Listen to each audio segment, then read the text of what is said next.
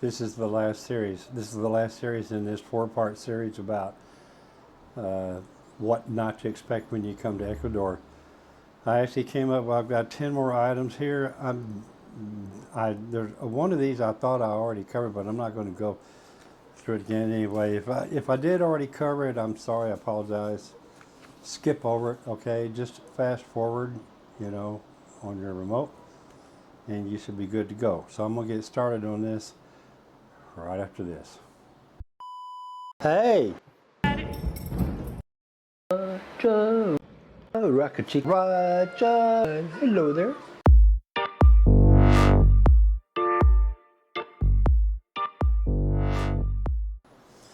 Okay, so let's get started. 10 more things. The last 10 items that I have referring to what not to expect when you come to Ecuador. Number one, Postal Service. At least none that you are used to, okay?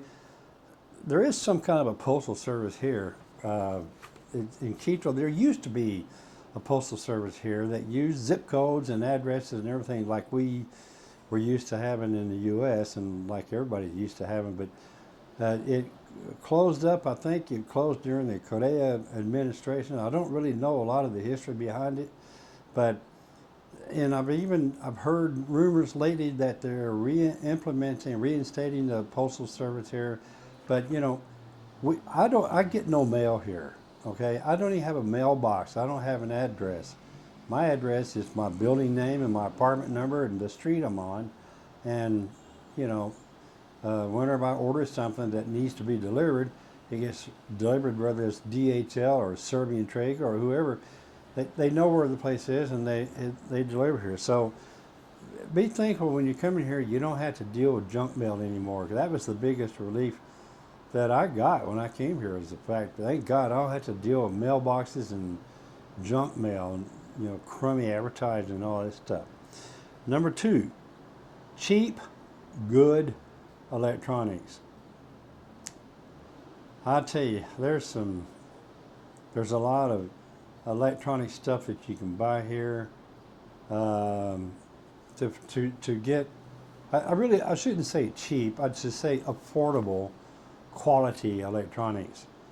Finding quality electronics is going to be your first challenge, because a lot of the stuff that's here is from China or Thailand or Vietnam, and I mean, there are some electronics that I've had that's good stuff, but I have to say that the best stuff that I have is stuff that I bought in the U.S. either through Amazon or I bought it there and brought it with me.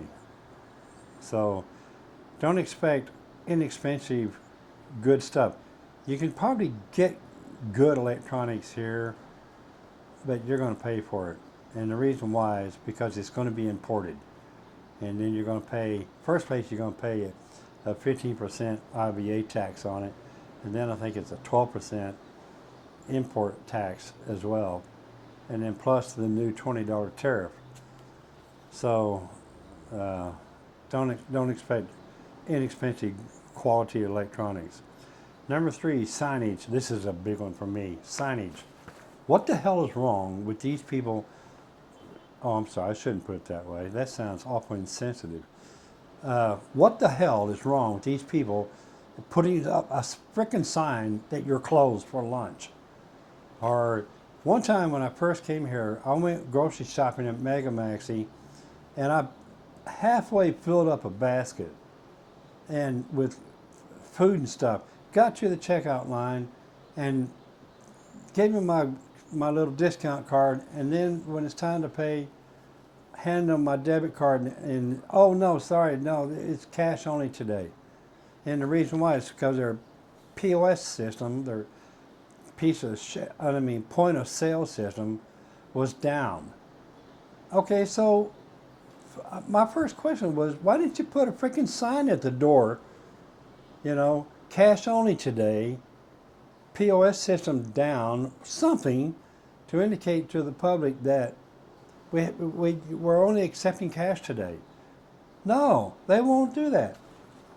I yelled at my insurance broker because I drove all the way over to their office one day to see about something, and doors locked tight, and there was nobody there. And then, just as I was about to leave, here they came up the stairs, and they were coming back from lunch. And I was thinking, you know, you should put one of those little signs on your door that will return at. If anybody that's coming here can happen to think about that, buy me one of those little signs that says will return, and you know, you put the little hand, the big hand, when the time that you're going to be back. And I'm going to take that over and give it to my good friends at Blue Box Insurance, because they're the ones that didn't put a sign on the door. But it's not just them. It's everywhere. They got a sign here on this building here that I live in that says no dogs. But that's a big joke, you know.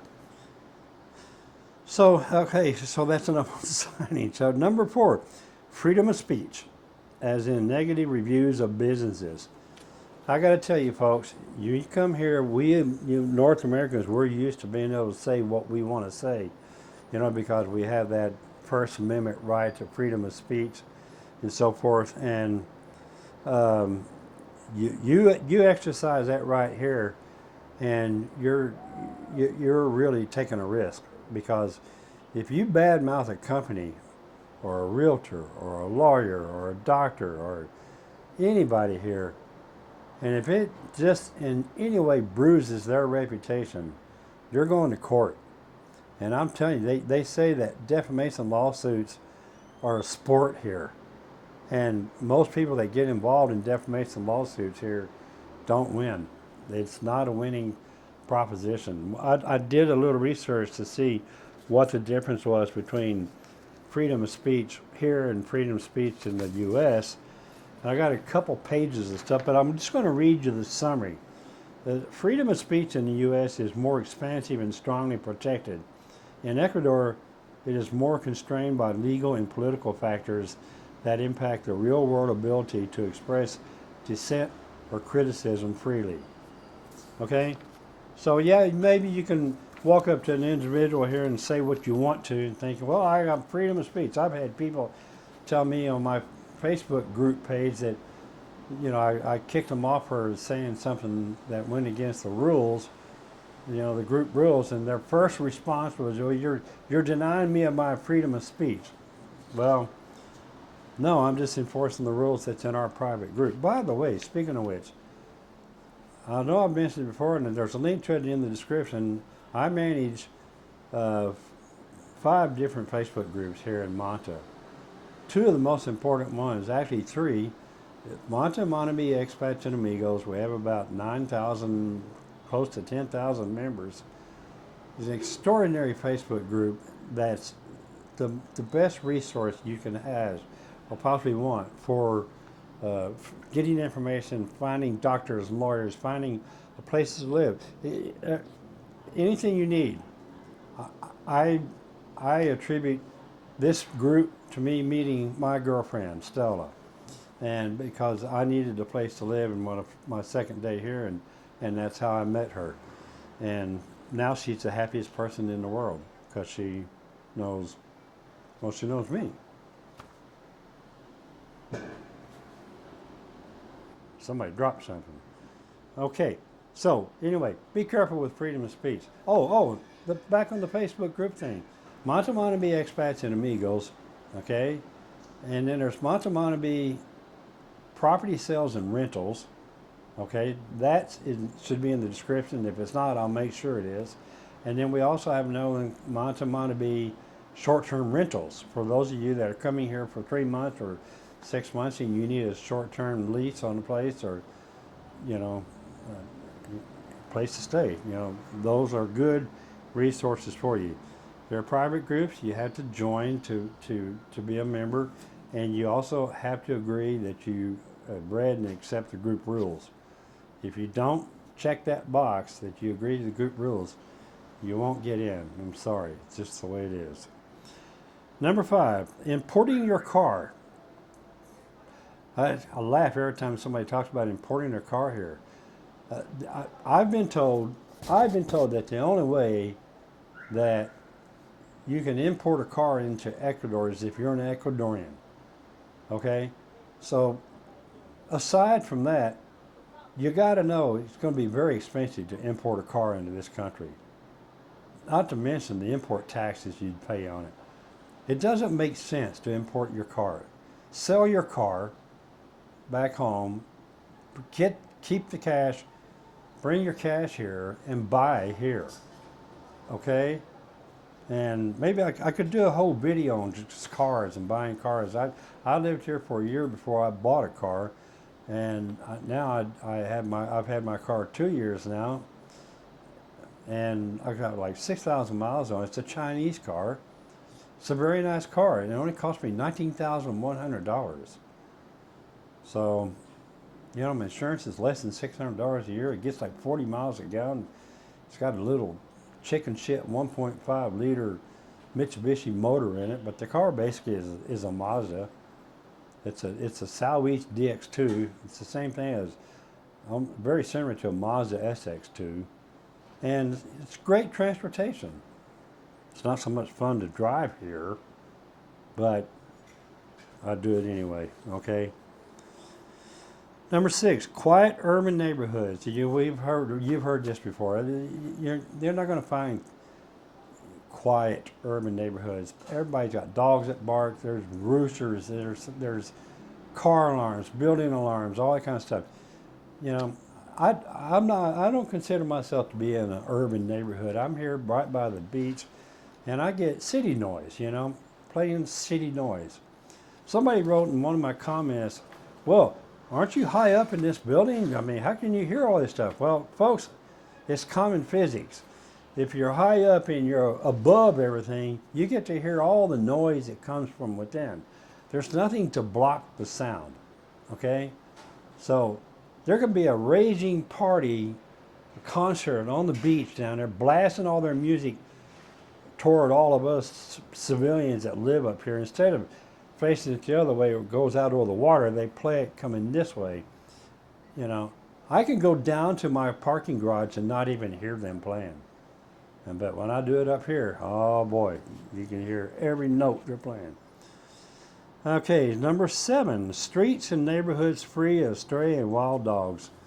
Unfortunately, I was awakened at about 2:30 in the morning one morning last week, and there were 4 or 5 pack dogs down here killing a cat right here in the street. There was a poor sick cat, couldn't escape if it wanted to. I've seen it roaming around here a lot. But why is this important? Well, if you're out walking your dog, it doesn't happen all the time, but there have been dogs attacked by other wild dogs. And so don't expect that you won't see them. And I'll tell you, I don't see them as much here in Lago, here in the Manta area, as I did when I was in Cuenca. Boy, when I was in Cuenca, I saw dogs roaming around all over the place. So keep that in mind, okay? Number 8, wall-to-wall carpeting. And everything here, especially here on the coast, everything is tile. The closest thing that I have to carpeting where I live is the carpeting, if you want to call it carpeting, that's in the elevators. That's about it. Now, when I was in Cuenca, the bedroom that I stayed in this apartment was carpeted. It was a nice burlap carpet, you know, but generally speaking, you're not going to see carpet, especially here on the coast. It just doesn't exist. Everything's concrete and tile, and that's why I'm always complaining about acoustics and wanting to be. I have to be very careful about where I do interviews, because dealing with that, you know, reverb and bad acoustics is a real thing here. Number 9, central heating. I don't know of anybody that has central heating here. We have central air conditioning. You definitely don't need it here on the coast. I can't imagine the time I've needed a heater here yet anyway. But when I was in Cuenca, boy, you can use it there. But a lot of people in the Andes have fireplaces, and they have these little space heaters and so forth. But it's going to be very rare to see central heating. And number 10, the last thing on the list is legalized pot. Okay, now I didn't want to make a fool of myself over this, so I went to Perplexity online and got some current information about the use of pot in Ecuador. There's lots of marijuana consumption here. I've done it right here on my balcony. It's in one of my earlier videos of me smoking a joint out here. First time I've done it in about 40 years. I thought I was going to pass out and die right here, but obviously pot smoking is not for me, but illegal. Okay? Recreational marijuana. I'm going to read most of this, okay? The possession, sale, and consumption of recreational marijuana are illegal. And it says, in November 2023, previous allowances were permitted up to 10 grams for personal use were repealed. Now, recreational possession of any amount can result in prosecution. The law distinguishes sharply between recreational and medicinal use. Criminalization for small amounts remains high, and thousands have been arrested for carrying even a minimal amount of cannabis. Medicinal and non-psychoactive cannabis legalized. Medical cannabis with THC contents less than 1% has been legal for therapeutic purposes since 2019. Usage must be supported by a medical diagnosis and is strictly regulated. Hemp, non-psychoactive cannabis is also legal, and its cultivation regulated by the Ministry of Agriculture. Personal cultivation is permitted for medical users, but commercial cultivation without a proper license carries a 1 to 3 year prison sentence.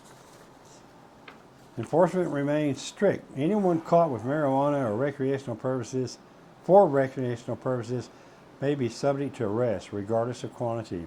Activist groups are petitioning for adult use legalization, with a bill proposed and signature collection underway. However, as of August 2025, this month, there is no legal recreational framework in place. So practical advice: do not possess or consume marijuana recreationally in Ecuador. Medical usage is possible only with appropriate medical documentation and only for products with very low THC. Okay, so that's that. Okay, I'm sure some people's going to cry and high heaven about marijuana and not being able to use it here, but that's just the way it is. Me personally, I could take it or leave it. I'd give him my beer and my dinner and my glass of wine, and I'm a happy camper. That's it. That's it for this series. I'm not going to do any more on what not to expect. I do have a couple interesting videos coming up real soon that involve some feedback from other users. Thanks for watching this channel. Thanks for subscribing to this channel. If you like this video, smash that thumbs up button. If you didn't like this video, leave a comment, okay? Leave a comment and tell me why you didn't like this video, okay? And other than that, bite me. But I say it with peace and love. See you on the next one. Ciao, ciao.